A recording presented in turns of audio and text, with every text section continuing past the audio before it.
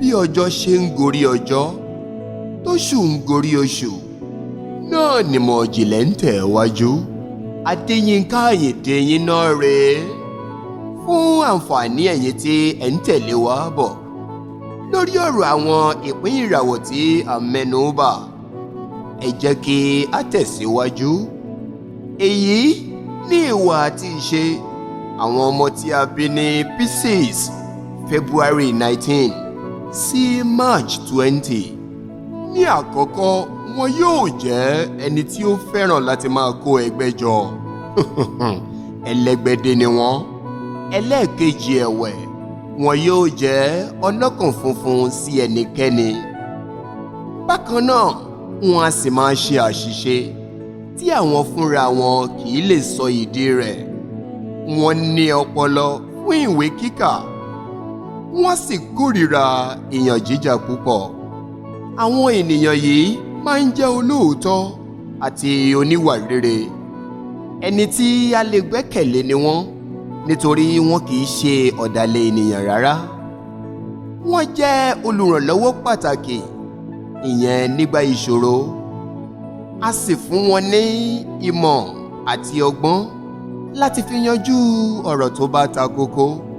Wọn kì í sábà bá ènìyàn jà àyàfi aláṣejù. Ọ̀pọ̀lọpọ̀ wọn ní ìmọ̀ orin kíkọ, ẹnu wọn a sì máa dá ṣáká fún ọ̀rọ̀ sísọ. Wọ́n jẹ́ ènìyàn tí ọkàn rẹ̀ máa ń tètè fà sí Ọlọ́run. Àwọn ọmọ tí a bí ní àsìkò yìí, ọ̀pọ̀lọpọ̀ wọn a máa ní ẹ̀bùn ìṣípayá tàbí àsọtẹ́lẹ̀.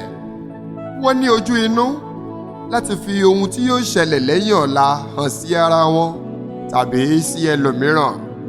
That is power of accurate prophecy. Bákan náà, wọ́n jẹ́ ènìyàn tí ó kórìíra púpọ̀. Wọ́n kórìíra nǹkan ẹ̀gbin. Fún ìdí èyí, ọ̀pọ̀lọpọ̀ wọn nífẹ̀ẹ́ sí ìmọ́tótó. Wọ́n tún wá jẹ́ ẹ̀dá kan tí ó máa ń ro àròjinlẹ̀ lórí ohun gbogbo. Wọ́n sì fẹ́ràn láti máa fi àpẹẹrẹ rere lélẹ̀ fún àwọn tó ń bọ̀ lẹ́yìn wọn. Etí inú wọn yóò gbọ́ràn púpọ̀ tí yóò fi jẹ́ kí wọ́n mọ ijóojó. Bákan náà ni wọ́n jẹ́ ẹni tó máa ń fi ara wọn sí ipò ọ̀wọ̀. Wọ́n sì jẹ́ ènìyàn tó máa ń kó ara rẹ̀ níjàánu. Kódà wọ́n á sì mọ ṣetán láti sìn tàbí láti máa ran ẹlòmíràn lọ́wọ́ débi tí ó lápẹẹrẹ. Wọn yóò jẹ́ olóríire nínú ayé wọn. Wọn ó sì gbajúmọ̀ púpọ̀. Wọn a máa ṣe àápọn àbí wàhálà lórí ìtẹ̀síwájú ayé wọn.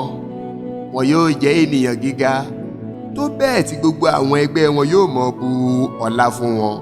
Ènìyàn tí yóò bẹ̀rù ìṣòro, wàhálà àti ìjọ̀gbọ̀n ni wọ́n. Ó ṣeé ṣe kí ọ̀pọ̀lọpọ̀ wọn máa yẹra fún irú nǹkan wọ̀nyí. Bẹ́ẹ̀ ló rí àbí bẹ́ẹ̀ kò rí? Àti pé ọmọ oṣù wo gan-an ni wọ́? Ẹ fi sí abẹ́ comment section wa ká lè tẹ̀síwájú.